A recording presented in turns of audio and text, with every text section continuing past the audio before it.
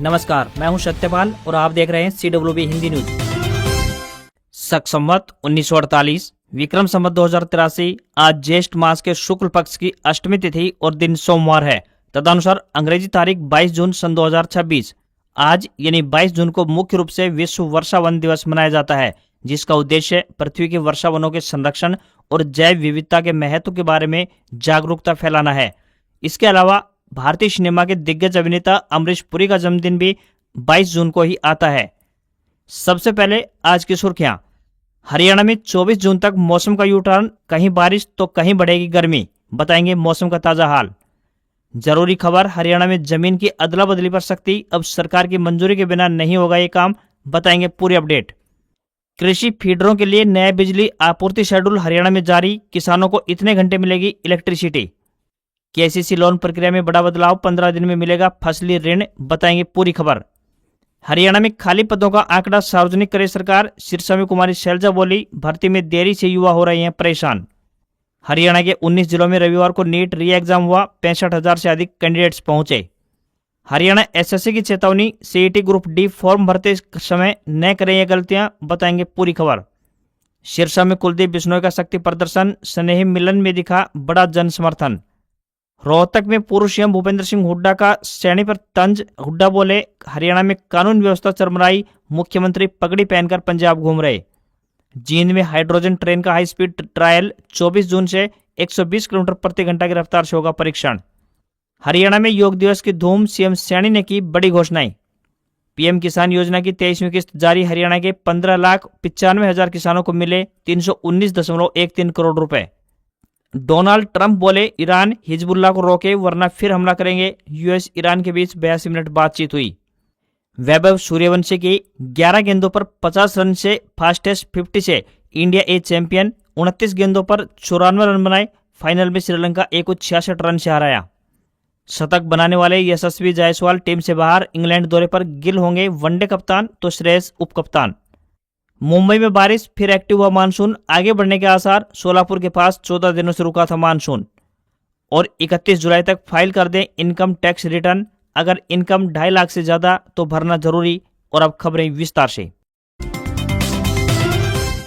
हरियाणा में एक बार फिर मौसम करवट लेने जा रहा है। पश्चिमी विक्षोभ के प्रभाव से प्रदेश के कई हिस्सों में आंधी, गरज, चमक और हल्की बारिश की संभावना बनी हुई है। रोहतक में 40.9 डिग्री सेल्सियस तापमान रिकॉर्ड किया गया, जो कि प्रदेश का सबसे गर्म शहर रहा। मौसम केंद्र चंडीगढ़ के अनुसार 22 जून को प्री मानसून गतिविधियां और तेज हो सकती हैं। इस दौरान सिरसा, फतेहाबाद, हिसार, जींद, कैथल और कुरुक्षेत्र जिलों में आंधी के साथ हल्की से मध्यम बारिश होने की संभावना व्यक्त की गई है। इसके बाद यानी 23 जून को भी मौसम में हलचल बनी रहेगी और सिरसा, फतेहाबाद, हिसार तथा भिवानी के कुछ हिस्सों में बारिश देखने को मिल सकती है। 24 जून को प्रदेश भर में मौसम शुष्क रहने का अनुमान है। ऐसे में एक बार फिर तापमान बढ़ सकता है और लोगों को गर्मी का सामना करना पड़ सकता है। मौसम विशेषज्ञों का कहना है कि मानसून से पहले इस तरह की गतिविधियां सामान्य हैं और अगले कुछ दिनों तक मौसम में उतार चढ़ाव बना रह सकता है। बंगाल की खाड़ी पर हलचल होने से सुस्त मानसून में 27 जून के बाद तेजी आने की संभावना बन रही है, क्योंकि बंगाल की खाड़ी का पहला निम्न दबाव क्षेत्र 27 जून को बनने से मानसून को रफ्तार मिलेगी। हरियाणा में जुलाई महीने की शुरुआत में मानसून की गतिविधियां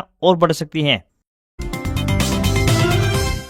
हरियाणा में 12वां अंतर्राष्ट्रीय योग दिवस का उत्साह देखने को मिला। बता दें कि बड़े स्तर पर कार्यक्रम आयोजित किए गए, जहां पर हर वर्ग के लोगों ने हिस्सा लिया। राज्य भर में हजारों लोगों ने योगाभ्यास किया। पंचकुला के सेक्टर 5 स्थित परेड ग्राउंड में आयोजित राज्य स्तरीय कार्यक्रम में मुख्यमंत्री नायब सिंह सैनी और स्वास्थ्य मंत्री आरती राव ने करीब 10,000 लोगों के साथ योग किया। इस मौके पर मुख्यमंत्री ने योग शिक्षा और उसके विस्तार को लेकर कई महत्वपूर्ण घोषणाएं भी की। योग दिवस के अवसर पर मुख्यमंत्री नायब सिंह सैनी ने कई अहम घोषणाएं की। उन्होंने बताया कि वर्तमान शैक्षणिक सत्र यानी 2026-27 में योग को कक्षा 6 के पाठ्यक्रम में शामिल किया जा चुका है। अगले शैक्षणिक सत्र से कक्षा 3 से लेकर 9 तक सभी कक्षाओं में योग शिक्षा को लागू किया जाएगा। इसके साथ ही हरियाणा लोक सेवा आयोग यानी एसपीएससी और हरियाणा कर्मचारी चयन आयोग यानी एचएसएससी की परीक्षाओं में योग से जुड़े प्रश्न भी शामिल किए जाएंगे। प्रदेश के सभी उच्च शिक्षण संस्थानों में योग विभागों का नाम बदलकर भारत एवं योग विभाग किया जाएगा। उन्होंने योग निरीक्षकों और आयुष योग कोचों के रिक्त पदों पर जल्द भर्ती करने की भी बात कही। योग दिवस के कार्यक्रमों में प्रदेश भर के जनप्रतिनिधियों, अधिकारियों, विद्यार्थियों और आम नागरिकों ने बढ़ चढ़कर हिस्सा लिया। किसान क्रेडिट कार्ड यानी केसीसी के जरिए फसली ऋण लेने वाले किसानों के लिए राहत भरी खबर है। केंद्र सरकार ने केसीसी ऋण प्रक्रिया को पूरी तरह डिजिटल बनाने के लिए एक मोबाइल ऐप लॉन्च किया है, जिसके माध्यम से किसान अब घर बैठे किसी भी बैंक में ऑनलाइन माध्यम से आवेदन कर सकेंगे और निर्धारित समय सीमा में ऋण प्राप्त कर पाएंगे। अब तक किसानों को केसीसी लोन स्वीकृत कराने के लिए जमीनों से जुड़े दस्तावेज और अन्य जरूरी कागजात लेकर बार बार बैंक शाखाओं के चक्कर लगाने पड़ते थे। नई व्यवस्था लागू होने के बाद यह प्रक्रिया अब काफी आसान होने वाली है। किसान मोबाइल ऐप के माध्यम से सीधे आवेदन कर सकेंगे। कृषि का ऐप एक सुरक्षित डिजिटल प्लेटफॉर्म है। किसानों को इसमें ऋण से संबंधित आवश्यक जानकारी और जरूरी दस्तावेज जैसे आधार कार्ड, जमीन के रिकॉर्ड और अन्य प्रमाण पत्र स्कैन करके अपलोड करने होंगे। आवेदन जमा होते ही वह सीधे संबंधित बैंक के ऋण पोर्टल पर पहुंच जाएगा। बैंक को 15 दिनों के भीतर आवेदन का निपटारा कर ऋण स्वीकृति या अन्य आवश्यक जानकारी उपलब्ध करवानी होगी। किसान अपने आवेदन की स्थिति और लोन से जुड़ी हुई पूरी जानकारी भी ऐप के माध्यम से ही वहां पर देख सकेंगे। बैंकों की ओर से गांव-गांव में जागरूकता शिविर भी लगाए जा रहे हैं। इन शिविरों में किसानों को ऐप डाउनलोड करने, ऑनलाइन आवेदन भरने और डिजिटल सेवाओं का उपयोग करने की जानकारी दी जा रही है। सिरसा लोकसभा क्षेत्र की सांसद एवं पूर्व केंद्रीय मंत्री कुमारी शैलजा ने हिसार स्थित लुवास यानी लाला लाजपत राय पशु चिकित्सा एवं पशु विज्ञान विश्वविद्यालय में सफाई कर्मी के एक पद के लिए बड़ी संख्या में उच्च शिक्षित युवाओं द्वारा आवेदन किए जाने को प्रदेश में रोजगार संकट का गंभीर संकेत बताया है। उन्होंने कहा कि यह घटना हरियाणा में रोजगार के अवसरों की वास्तविक स्थिति को उजागर करती है। मीडिया को जारी बयान में शैलजा ने कहा कि जिस पद के लिए न्यूनतम शैक्षणिक योग्यता 8वीं पास निर्धारित की गई थी, उसके लिए MA, BEd, MPhil और अन्य उच्च शिक्षित युवा परीक्षा देने पहुंचे। उन्होंने कहा कि यह केवल एक भर्ती प्रक्रिया नहीं बल्कि प्रदेश के युवाओं की मजबूरी और रोजगार की कमी की तस्वीर जारी करती है। शैलजा ने सवाल उठाया कि जब उच्च शिक्षित युवा भी चतुर्थ श्रेणी के पदों के लिए आवेदन करने को मजबूर है, तो कम शिक्षित युवाओं के लिए रोजगार के अवसर कहां बचेंगे। सांसद ने कहा कि सफाई कर्मी जैसे पद के लिए आयोजित लिखित परीक्षा में अपेक्षाकृत उच्च स्तर के प्रश्न पूछे जाने और भर्ती प्रक्रियाओं में वर्षों तक लगने वाली देरी ने भी युवाओं में निराशा बढ़ाई है। कुमारी शैलजा ने रोहतक जिले के महम में कांग्रेस विधायक बलराम डांगे के कार्यालय के बाहर हुई फायरिंग की घटना को प्रदेश की बिगड़ती कानून व्यवस्था का चिंताजनक उदाहरण बताया। उन्होंने कहा कि जब किसी विधायक के कार्यालय के बाहर वह भी थाने से कुछ दूरी पर खुलेआम फायरिंग हो सकती है, तो आम नागरिक की सुरक्षा को लेकर गंभीर सवाल खड़े होना स्वाभाविक है। शहरों और नगर पालिकाओं के साथ लगते क्षेत्रों में जमीन की अदला बदली के लिए अनिवार्य रूप से हरियाणा सरकार से मंजूरी लेनी पड़ेगी। नगर एवं ग्राम आयोजन विभाग ने हरियाणा नगरीय क्षेत्र विकास तथा विनियमन संशोधन विधेयक 2026 को लेकर स्थिति स्पष्ट कर दी है। हरियाणा नगरीय क्षेत्र विकास तथा विनियम संशोधन अधिनियम के तहत शहरों से लगते अधिसूचित क्षेत्रों में अवैध कॉलोनियों पर अंकुश लगाने और सस्ती जमीन देकर महंगी जमीन लेने का फर्जीवाड़ा खत्म करने के लिए धारा 7A में संशोधन किया गया है। इसके अनुसार 1 एकड़ से कम भूमि को बदलने के लिए भी नगर एवं ग्राम नियोजन निदेशक या सक्षम प्राधिकारी से अनुमति लेनी होगी। यह नियम इसलिए बनाया गया है ताकि शहरी क्षेत्रों में किए जा रहे अवैध कॉलोनियों के निर्माण को रोका जा सके। मुख्यमंत्री नायब सिंह सैनी पंचकुला में आयोजित राज्य स्तरीय PM किसान उत्सव दिवस कार्यक्रम को बतौर मुख्य अतिथि संबोधित किया। इसमें पहले मुख्यमंत्री ने किसानों के साथ प्रधानमंत्री नरेंद्र मोदी का तारकेश्वर, हुगली, पश्चिम बंगाल से लाइव संबोधन सुना। प्रधानमंत्री ने ऑनलाइन माध्यम से PM किसान सम्मान निधि की 23वीं किस्त के तहत 9 करोड़ 44 लाख से अधिक लाभार्थी किसानों के बैंक खातों में 18,880 करोड़ से अधिक राशि का हस्तांतरण किया। इसमें हरियाणा के 15,95,644 लाभार्थी किसानों के खातों में कुल मिलाकर 319 करोड़ 13 लाख रुपए की राशि जारी की गई। मुख्यमंत्री नायब सिंह सैनी ने कहा कि आज की इस राशि को मिलाकर हरियाणा के किसानों को 23 किस्तों में कुल 7,881 करोड़ 60 लाख रुपए दिए जा चुके हैं। यह राशि किसानों के बैंक खातों में बिना किसी बिचौलिए तथा बिना किसी सिफारिश के पहुंच रही है।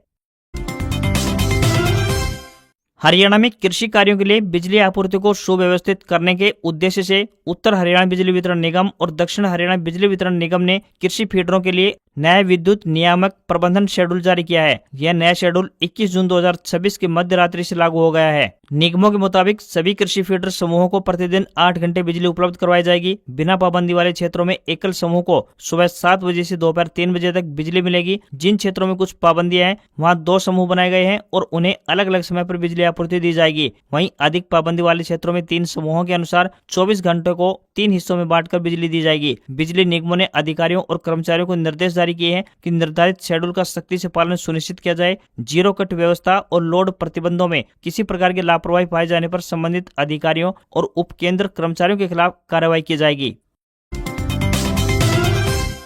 पूर्व सांसद एवं बीजेपी नेता कुलदीप बिश्नोई रविवार को सिरसा पहुंचे, जहां उन्होंने जाट धर्मशाला में आयोजित स्नेह मिलन समारोह में हिस्सा लिया। उनके साथ नलवा विधायक रणधीर पणिहार भी मौजूद रहे। कार्यक्रम में पहुंचने पर समर्थकों ने दोनों नेताओं का फूल मालाओं से जोरदार स्वागत किया। कार्यक्रम की शुरुआत में कुलदीप बिश्नोई ने पूर्व उप प्रधानमंत्री ताऊ देवलाल की प्रतिमा पर माल्यार्पण कर उन्हें श्रद्धांजलि अर्पित की। जाट सभा की कार्यकारिणी की ओर से दोनों नेताओं को शॉल भेंट कर पगड़ी पहनाकर उनको सम्मानित किया गया। सिरसा और हिसार से बड़ी संख्या में समर्थक जाट धर्मशाला पहुंचे। इस दौरान माहौल उत्साहपूर्ण नजर आया। इस कार्यक्रम को लेकर राजनीतिक चर्चाएं भी तेज हो गई है। बिश्नोई सभा सिरसा को इस आयोजन का कोई औपचारिक निमंत्रण नहीं दिया गया था। आयोजन में मुख्य रूप से भजनलाल परिवार से जुड़े समर्थकों को आमंत्रित किया गया था, जो प्रदेश के अलग अलग जिलों से पहुंचे। कुलदीप बिश्नोई साल 2022 में भाजपा में शामिल हुए थे। उसके बाद से वे संगठनात्मक और सामाजिक कार्यक्रमों में सक्रिय नजर आ रहे हैं। उनके इस दौरे और लगातार राजनीतिक मुलाकातों को लेकर हरियाणा की राजनीति में कई तरह के कयास लगाए जा रहे हैं।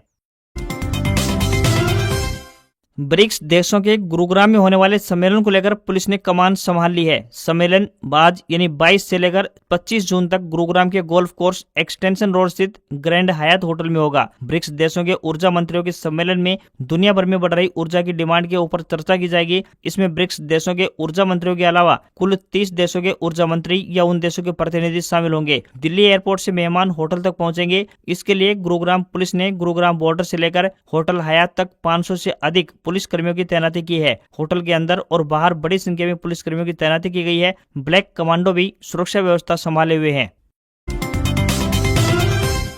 हरियाणा के 19 जिलों में रविवार को नीट री एग्जाम हुआ। प्रदेश के 175 एग्जाम सेंटर्स पर 65,000 से अधिक कैंडिडेट्स पहुंचे। सुबह 11 बजे से लेकर दोपहर 1:30 बजे तक एग्जाम सेंटर्स में एंट्री दी गई। एग्जाम दोपहर बाद यानी 2 बजे शुरू हुआ और शाम 5:15 तक चला। एग्जाम देकर आए फतेहाबाद के अंश बत्रा ने बताया कि फिजिक्स का सेक्शन काफी कठिन था, जबकि बायोलॉजी के क्वेश्चन आसान रहे। वहीं कार्तिक ने कहा कि फिजिक्स और केमिस्ट्री दोनों सब्जेक्ट के क्वेश्चन मुश्किल थे। वहीं मंडी डबवाली से सिरसा एग्जाम देने आई मान्यता सिदाना ने कहा कि अगर एग्जाम लीक हो जाता है तो मेंटल स्ट्रेस आता है। सरकार को टेलीग्राम तक बैन करना पड़ा। सरकार को इन चीजों पर ध्यान देना चाहिए। वहीं अभ्यर्थियों की सुविधा के लिए रोडवेज बस स्टैंडों पर हेल्प डेस्क बनाई गई। यहाँ परीक्षार्थियों को बस, ऑटो और परीक्षा केंद्र तक पहुंचने के रूट की जानकारी दी गई। प्रश्न पत्र और अन्य जरूरी गोपनीय सामग्री को सीआरपीएफ की सुरक्षा में परीक्षा केंद्रों तक पहुंचाया गया। एग्जाम सामग्री ले जाने वाले वाहनों पर जीपीएस से नजर रखी गई और उनके साथ पुलिस सुरक्षा भी रही। सभी परीक्षा केंद्र सीसीटीवी कैमरों की निगरानी में थे और कंट्रोल रूम से उन पर लाइव नजर रखी जा रही थी।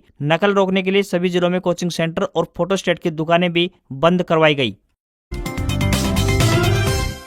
उद्योग एवं पर्यावरण मंत्री राव नरवीर सिंह ने कहा है कि प्रदेश सरकार ने किसानों के हितों को ध्यान में रखते हुए आईएमटी यानी इंडस्ट्रियल मॉडल टाउनशिप के लिए नई नीति लागू की है। इसके तहत आईएमटी के लिए जमीन देने वाले किसानों को विकसित होने के बाद उनकी दी गई जमीन का आधा हिस्सा वापस दिया जाएगा। साथ ही जब तक आईएमटी पूरी तरह विकसित नहीं हो जाती तब तक किसानों को फसल नुकसान की भरपाई के रूप में 4 वर्षों तक यानी प्रति वर्ष प्रति एकड़ 1 लाख रुपए की राशि दी जाएगी। उन्होंने बताया कि प्रदेश सरकार ने मेक इन हरियाणा नीति लागू की है, जिसमें औद्योगिक विकास के साथ साथ किसानों के हितों का भी विशेष ध्यान रखा गया है। मंत्री ने बताया कि हरियाणा में 10 नए आईएमटी विकसित करने की योजना बनाई गई है, जिससे बड़े स्तर पर औद्योगिक गतिविधियां बढ़ेंगी। कार्यक्रम में मौजूद chief coordinator industries Sunil Sharma ने किसानों से कोसली क्षेत्र में प्रस्तावित आईएमटी के लिए भूमि उपलब्ध करवाने का आह्वान किया। उन्होंने कहा कि किसान ई भूमि पोर्टल के माध्यम से आवेदन कर सकते हैं या लैंड पूलिंग नीति का विकल्प चुन सकते हैं। सुनील शर्मा ने बताया कि जिस दिन किसान की जमीन की रजिस्ट्री होगी उसी दिन उसके बैंक खाते में एकमुश्त भुगतान कर दिया जाएगा। उन्होंने कहा कि आईएमटी बनने से क्षेत्र में लाखों रोजगार के अवसर पैदा होंगे। रोहतक में पूर्व सीएम भूपेंद्र सिंह हुड्डा ने सीएम नायब सिंह सैनी पर तंज कसते हुए कहा कि सीएम नायब सिंह सैनी को हरियाणा में तो कुछ मिलता नहीं, इसलिए पंजाब घूम रहे हैं। पगड़ी पहनकर पंजाब जाते हैं। सीएम की पगड़ी देखकर ऐसा लगता है कि पगड़ी पहनकर ही सोते होंगे और सुबह 4 बजे उठकर पंजाब चले जाते हैं। पूर्व सीएम भूपेंद्र हुड्डा ने कहा कि महम में कांग्रेस के ऑफिस पर हमला हुआ, यानी कांग्रेस के सभी नेताओं पर हमला हुआ। यह एक संकेत है कि कानून व्यवस्था चरमरा चुकी है। आज अपराध अपनी चरम सीमा पर है। प्रदेश में ऑर्गेनाइज क्राइम हो रहा है, गैंग बने हुए हैं, गोली चलाकर वीडियो भी सोशल मीडिया पर डाले जाते हैं। आज हरियाणा देश का सबसे असुरक्षित प्रदेश बना हुआ है। इससे हर वर्ग असुरक्षित है। विधायक कार्यालय पर फायरिंग होना चिंता की बात है, उन्हें विशेष सुरक्षा मिलनी चाहिए। पूर्व सीएम भूपेंद्र हुड्डा ने कहा कि भाजपा ने 12 साल में कोई काम नहीं किया। भाजपा ने केवल एक ही काम किया है कि हर जिले में भाजपा कार्यालय बना लिए हैं। हरियाणा कर्मचारी चयन आयोग यानी HSSC ने CET ग्रुप डी भर्ती के लिए आवेदन कर रहे अभ्यर्थियों को सावधान किया है। आयोग के संज्ञान में आया है कि कई उम्मीदवार आवेदन फॉर्म भरते समय विभिन्न प्रकार की गलतियां कर रहे हैं, जिससे भविष्य में उनके आवेदन प्रभावित हो सकते हैं। आयोग ने अभ्यर्थियों से अपील की है कि वे आवेदन पत्र स्वयं भरें और सभी जानकारियां ध्यानपूर्वक दर्ज करें। आयोग ने स्पष्ट तौर पर कहा है कि अभ्यर्थी आवेदन पत्र में केवल अपनी नवीनतम यानी लेटेस्ट और बिल्कुल स्पष्ट तस्वीर ही लगाएं। पुरानी या फिर धुंधली तस्वीर पाए जाने पर आवेदन स्वीकार नहीं किया जाएगा। इसके अलावा आयोग ने यह भी देखा है कि कुछ अभ्यर्थी फोटो और हस्ताक्षर यानी सिग्नेचर के कॉलम को आपस में बदल रहे हैं। आयोग ने निर्देश दिया है कि तस्वीर और हस्ताक्षर को उनके निर्धारित स्थान पर ही दर्ज करें, दोनों की जगह बिल्कुल भी आपस में न बदलें। फॉर्म जमा करने की प्रक्रिया में सबसे महत्वपूर्ण निर्देश हस्ताक्षरित प्रति को लेकर दिया गया है। फॉर्म सबमिट करने के बाद उसका एक प्रिंट आउट यानी हार्ड कॉपी निकालें। उस प्रिंट आउट पर निर्धारित स्थान पर अपने हस्ताक्षर यानी सिग्नेचर करें। हस्ताक्षर करने के बाद उस प्रति को स्कैन करके दोबारा से पोर्टल पर अपलोड करें। आयोग ने साफ तौर पर कहा है कि बिना अभ्यर्थी के हस्ताक्षर वाली आवेदन प्रति पत्र स्वीकार नहीं किया जाएगा और ऐसे आवेदनों को अमान्य घोषित कर दिया जाएगा। मुंबई को जिस बारिश का कई हफ्तों से इंतजार था वह आखिरकार रविवार सुबह पहुंच गई। शहर के कई इलाकों में सीजन की पहली अच्छी बारिश हुई। इससे लंबे समय से गर्मी और उमस से परेशान लोगों को राहत मिलती दिखाई दी। इस महीने की शुरुआत में मानसून दक्षिण कोंकण तक पहुंच गया था, लेकिन 8 जून से सोलापुर के पास रुका हुआ था। IMD ने कहा है कि 23 जून के आसपास दक्षिण पश्चिम मानसून के महाराष्ट्र और इससे आगे बढ़ने के लिए अनुकूल परिस्थितियां बन रही है। देश के ज्यादातर हिस्सों में अभी प्री मानसून एक्टिव है। इसके बावजूद 8 राज्यों में तापमान 40 डिग्री सेल्सियस के पार है। उत्तर प्रदेश का बांदा एक बार फिर देश में सबसे गर्म रहा। यहाँ पारा 44.2 डिग्री सेल्सियस रिकॉर्ड किया गया। मौसम विभाग के मुताबिक 23 जून के आसपास मानसून महाराष्ट्र, तेलंगाना, ओडिशा, झारखंड, बिहार और छत्तीसगढ़ के कुछ हिस्सों में आगे बढ़ सकता है। वहीं 21 से 26 जून के बीच मध्य प्रदेश, विदर्भ और छत्तीसगढ़ में बारिश हो सकती है। यूपी छत्तीसगढ़ बॉर्डर पर अटका मानसून 23 जून को आगे बढ़ सकता है। आज की बात करें तो असम, मेघालय, सिक्किम, अरुणाचल प्रदेश में भारी बारिश का ऑरेंज अलर्ट है, तो उत्तर प्रदेश और महाराष्ट्र का विदर्भ इलाके में हीटवेव लोगों को परेशान करेगी। वहीं तमिलनाडु, केरल, कर्नाटक, तेलंगाना, नागालैंड, मणिपुर, मिजोरम और त्रिपुरा में भारी बारिश हो सकती है।